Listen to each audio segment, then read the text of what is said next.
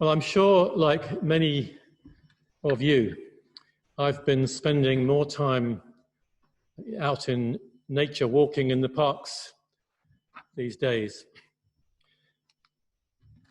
When you walk in any of the parks, and this is Highbury Park, what do you see all around you? You see dead trees, or trees that look as though they are decidedly dead.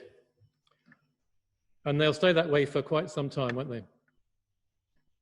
A little further down, interestingly, suddenly you come to a blazing display. It's perhaps an exaggeration, but a display of evergreen trees just in a clump together. They look as though they've been planted there specially by the park people.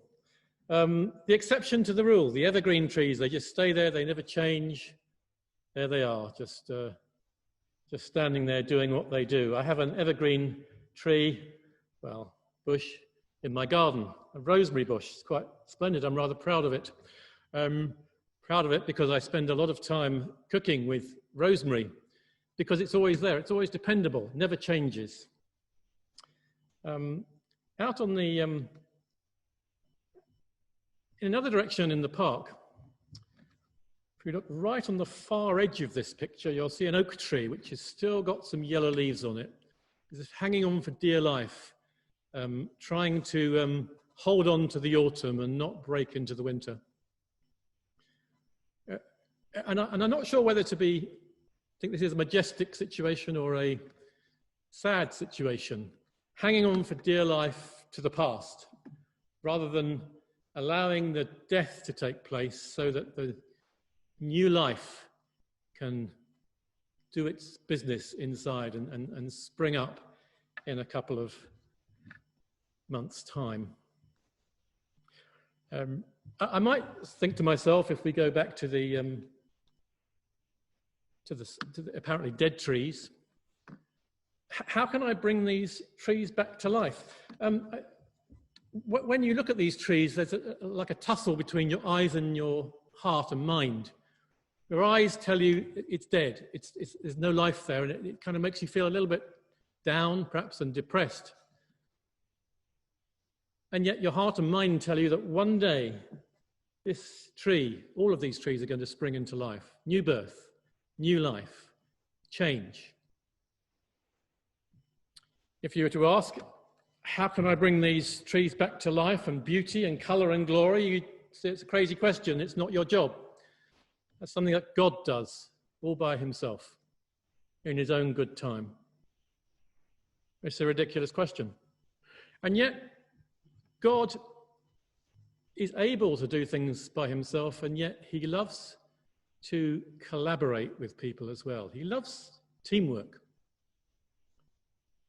We've already seen some of the people that he's collaborated with, the angels, the shepherds, a young teenage woman. He loves to cooperate with us. He wants to be involved in the new thing. And interesting thing is, right now we have to accept, so many things have died for us this year, haven't we? So much hope has disappeared. So much life and beauty has suffered. But we know, don't we? We know that the miracle is coming. We know that new life will be here. And where will the new life come from this time? It's a miracle that we've experienced maybe 40, 50, some of us 90 times before. A miracle that seems to happen every year. From death springs new life. And we're about to listen to Simeon's song. And Simeon, who has been, I don't know for how many years, maybe decades, he sensed in his spirit something new is about to happen. Something deeply special is about to dawn on this planet. And he's about to sing a song about it.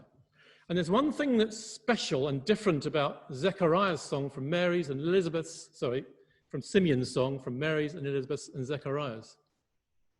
He introduces a new thing. They've all spoken about the Jews and the hope of Israel.